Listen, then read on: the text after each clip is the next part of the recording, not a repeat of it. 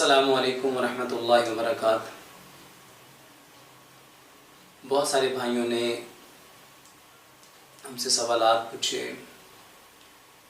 कि ये जो आप जिगर का इलाज करते हैं, लिवर सिरोसिस का, लिवर के ट्यूमर का, hepatitis A B C D E का, और ख़ास तौर पे जो हेपाटाइटिस सी का इलाज कबूतर के ज़रिए से किया जाता है, कबूतर लगाने पे इक्तफ़ा करते हैं और फिर बताते हैं जी हमने तो इतने कबूतर लगाए, मरीज़ को कोई इतना फाका नहीं हुआ। तो उसके लिए जो कम्प्लीटली हदायत हैं उसको आज समझ लीजिए कि उसके लिए हम क्या करेंगे। सिर्फ कबूतर लगाना काफ़ी नहीं है, उसके साथ कुछ और मामलात भी हैं।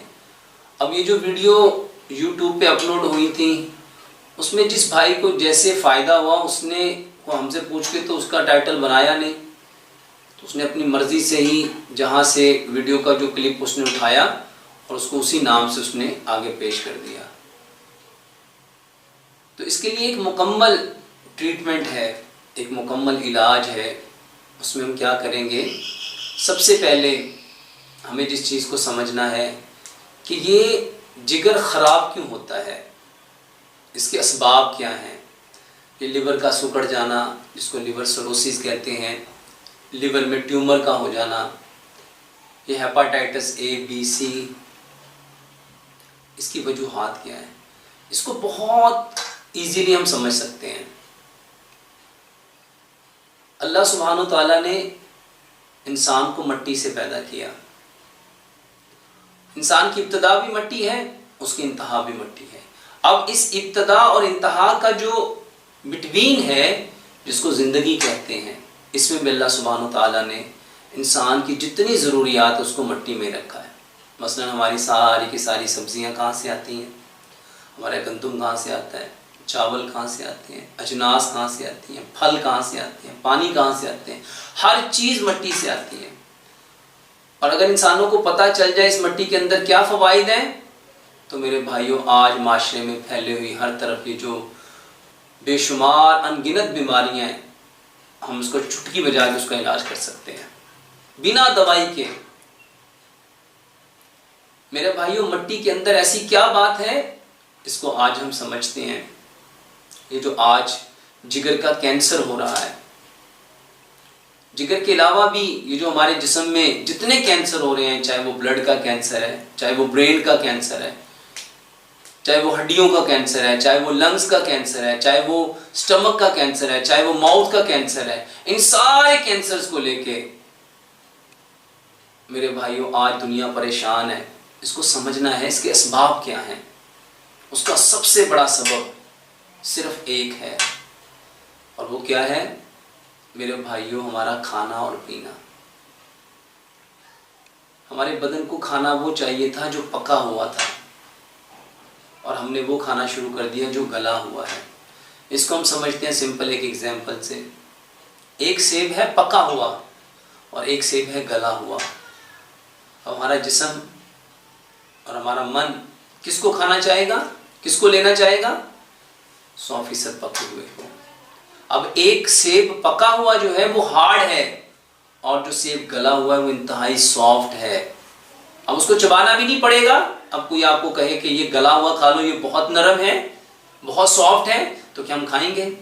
हम कहेंगे नहीं भाई साहब, सेब वो खाना जो पका हुआ है, केला वो खाना जो पका हुआ है, अमरूद वो खाना है जो पका हुआ है। चीज़ें वो खाते हैं जो पकी हुई होती हैं, गली हुई नहीं खाते। मेरे भाइयों हमारा जिस्म, हमारा मैदा, वो भी पका हुआ खाना लेना चाहता है। और हमने क्या किया, हमने फितरत को बदल दिया। हमने अपने खानों को पकाने की बजाय गलाना शुरू कर दिया।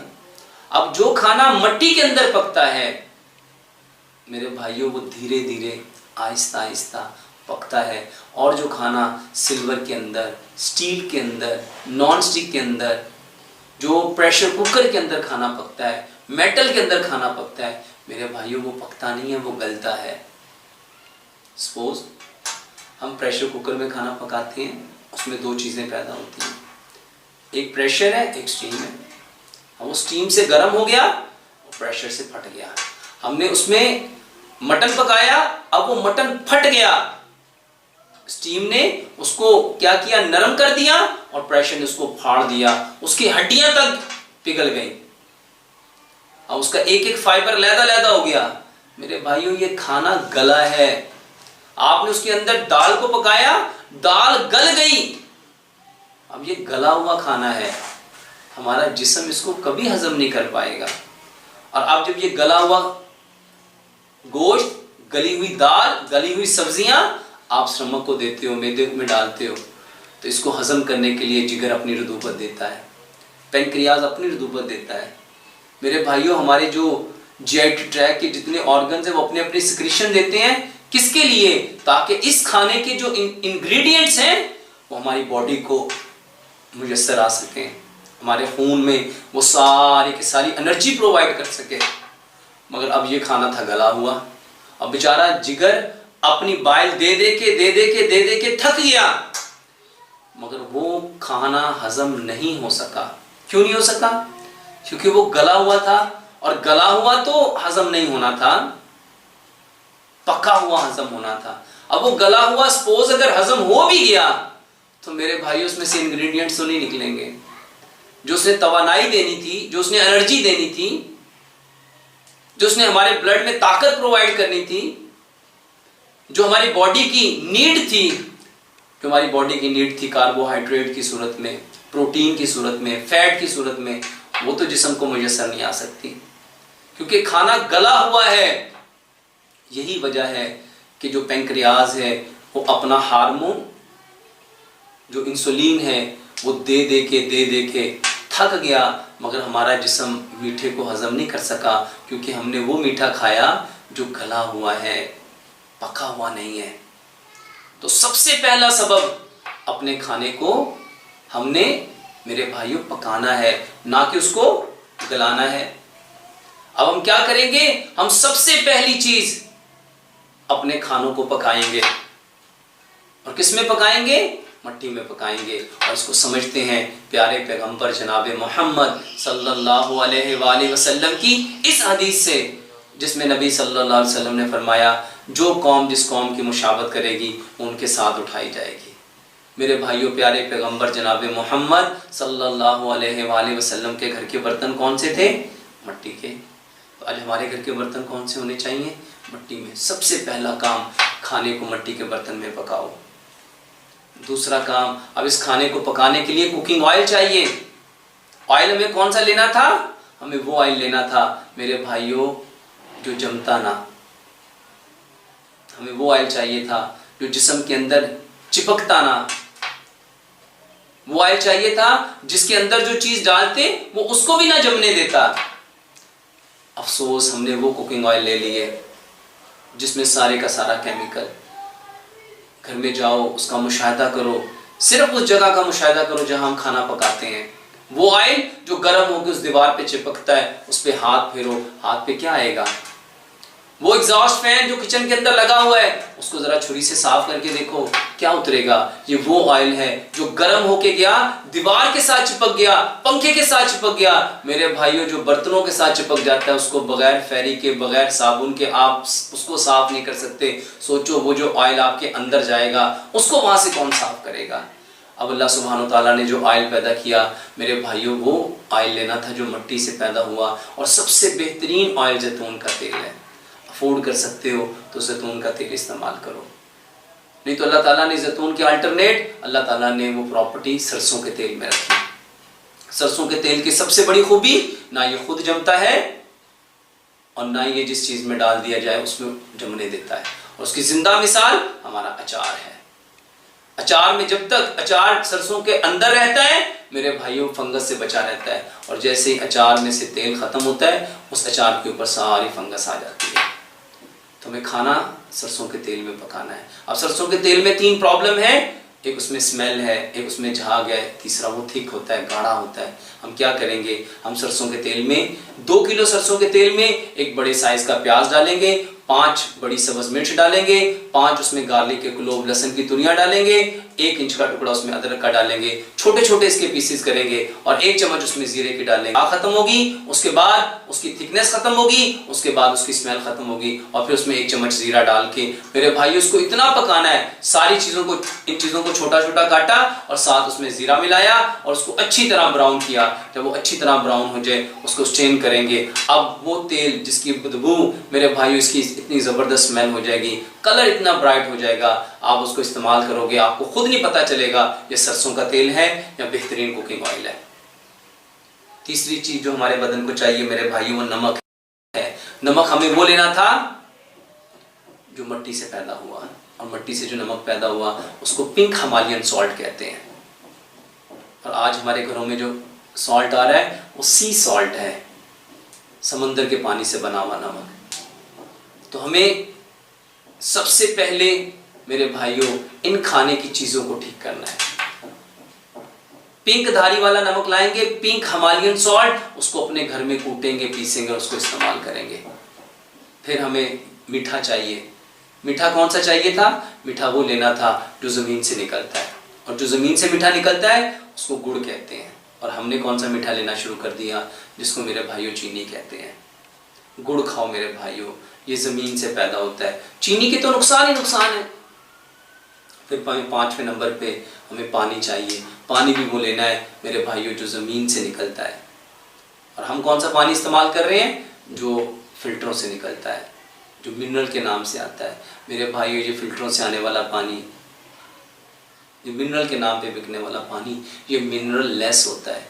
इसको जो आज जिन प्लांटों के ऊपर इन पानी को फिल्टर किया जाता है वो आरओ प्लांट हैं, जो आरओ मेम्ब्रेन है। गूगल के ऊपर जाओ और उसकी मेरे भाइयों उसके साइड इफेक्ट्स देखो। ये मेम्ब्रेन क्या करती है? पानी के अंदर के जितने भी मिनरल्स होती हैं सबको स्टेन कर देती है। मेरे भाइयों जो पानी आपकी टूटियों में आ रहा है बेहतरीन पानी है, जो पानी जब ताला ने पैदा किया, जो जमीन से आता है, जो ट्यूबवेलों पे आता है। मेरे भाइयों उस पानी में सिर्फ 3 प्रॉब्लम है। पाइपों के अंदर जंग लग जाता है, टैंकियों में काई जम जाती है, जाला आ जाता है या उसमें इंसेक्ट्स पैदा हो जाते हैं। मेरे भाई उसका बेहतरीन इलाज है 1 फुट का कॉटन का कपड़ा लो। ये 1 फुट कॉटन का कपड़ा लो, उसको इस तरह 7 टाइम उसको फोल्ड करो, इस तरह उसको 7 टाइम फोल्ड करो, फिर बाद में उसको यूं डबल करो और टूटी के ऊपर चढ़ा दो। अब ये जो 7 टाइम फोल्ड करोगे तो क्या होगा? ये जो 7 टाइम फोल्ड करोगे, बताओ इसके अंदर से कोई जंग जा सकता है? कोई जाला जा सकता है? कोई इंसेक्ट जा सकते हैं?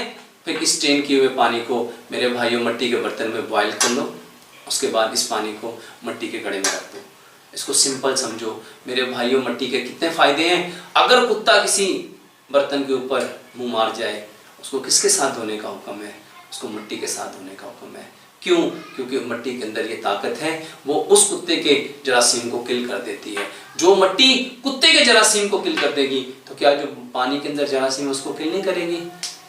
तो मेरे भाइयों 5 काम। सबसे पहले खाना पकाना कैसे है? मिट्टी के बर्तन, सरसों का तेल, चीनी की जगह गुड़, पत्थर वाला नमक। पानी को पहले स्टेन करना है, फिर मिट्टी के बर्तन में बॉयल करना है, फिर मिट्टी के घड़े में 5 से 7 घंटे रखने के बाद फिर मिट्टी के गिलास में प्याले में उसको पीना है।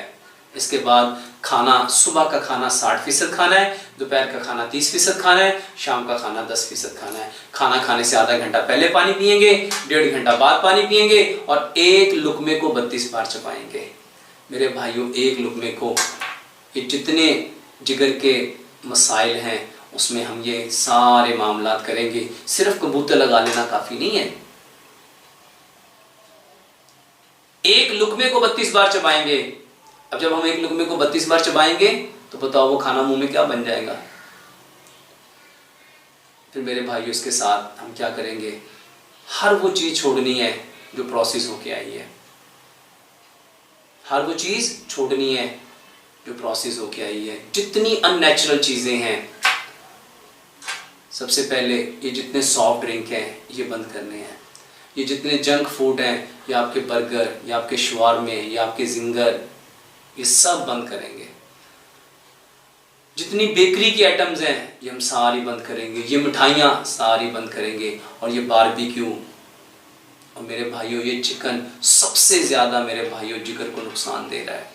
सबसे ज्यादा जिगर को नुकसान। चिकन की कोई चीज बनी हुई नहीं खाएंगे। खाना क्या है? हर वो चीज़ खाएंगे जो अल्लाह रब्बुल इज़्ज़त ने पैदा की है। फल खाओ, सब्जियां खाओ, ड्राई फ्रूट लो, जो कुदरती चीजें हैं इसको मेरे भाइयों खाओ। इसके लिए 5 दवाइयां बनाएंगे। सबसे पहली दवाई 100 ग्राम कलवंजी लेंगे, 100 ग्राम मेथी दाना लेंगे, दोनों को थोड़ा सा कूट लेंगे, एक चाय वाला चम्मच एक गिलास पानी में भिगो के रख देंगे। रात को ही उसके अंदर 2-4 कतरे लेमन के मिला देंगे, ½ टीस्पून उसमें ऑलिव ऑयल मिला देंगे और थोड़ा सा उसमें गुड़ मिला देंगे। सारी रात भिगा रहेगा, सुबह उसको अच्छी तरह मिक्स करेंगे, स्टेन करेंगे और चाय की तरह पी लेंगे। गर्मियों के अंदर इसको गर्म नहीं करना, सर्दियों में गर्म करके पिएंगे, गर्मियों में ठंडी हालत में पिएंगे। इसको स्ट्रेन करेंगे, 3 सांस में एक गिलास को पिएंगे। पहले सांस में 32 घूंट, दूसरे में 34 घूंट, तीसरे में 36 घूंट। उसके बाद आधे घंटे बाद 5 फल लेंगे, कोई से भी 5 फल, उसको चने के दाने के बराबर छोटा छोटा काटेंगे और वो जो स्टेन किया हुआ ब्लैक सीड और फिनोग्रिक सीड है, वो कलवंजी और मेथी दाना है,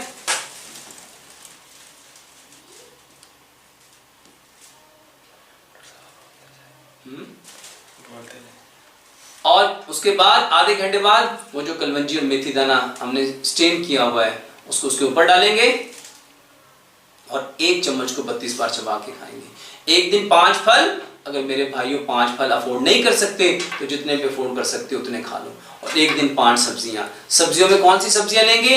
वो सब्जियां लेंगे जो हम सैलड के तौर पर यूज करते हैं। दूसरे नंबर पे अदरक, लहसुन, पुदीना, अनारदाना, इसकी हम चटनी बनाएंगे। इक्वल क्वांटिटी में अदरक, लहसुन, पुदीना, अनारदाना, हस्बे जायका इसमें हम सब्ज मिर्च मिलाएंगे और हर खाने के साथ 1 स्पून हम डाल के जरा जरा हर बाइट के साथ लगा के खाएंगे।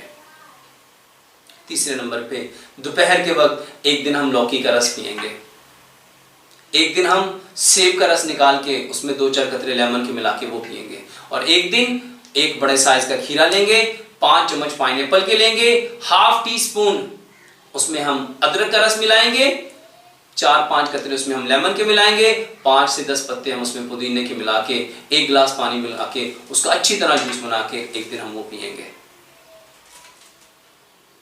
फिर 50 ग्राम चौथी दवाई, 50 ग्राम जैतून का तेल और 50 ग्राम हल्दी, दोनों को मिक्स करेंगे, पेस्ट बनाएंगे और ½ टीस्पून सुबह और ½ टीस्पून शाम को खाना खाने के 1 से 1.5 घंटे बाद खाएंगे।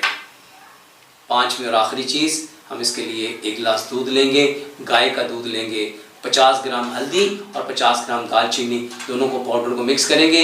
इन दोनों को मिक्स किया हुआ 1 टीस्पून दूध के अंदर डालेंगे, अच्छी तरह पकाएंगे। जब 1 गिलास पौना रह जाए तो फिर हम उसको पिएंगे। अगर आपके डॉक्टर ने आपको दूध मना किया है तो फिर हम उसको दूध की बजाय ये दोनों चीज़ों को पानी में ऐड करके, तो मेरे भाइयों हम उसको पानी में मिला के थोड़ा सा उसमें गुड़ मिला के मेरे भाइयों हम उसको लेंगे। ये सारे काम इंशाअल्लाह रहमान कैंसर के लिए, चाहे वो कैंसर ब्रेन का है, चाहे वो कैंसर माउथ का है, चाहे वो कैंसर लंग्स का है, चाहे वो कैंसर लिवर का है, चाहे वो कैंसर स्टमक का है, चाहे वो कैंसर इंटेस्टाइन का है, चाहे वो कैंसर बोन्स का है, चाहे वो कैंसर आपके जिस्म में किसी चीज का है, मेरे भाई उसके लिए ये सारे काम करेंगे। कबूतर लगाने के साथ साथ मेरे भाइयों हम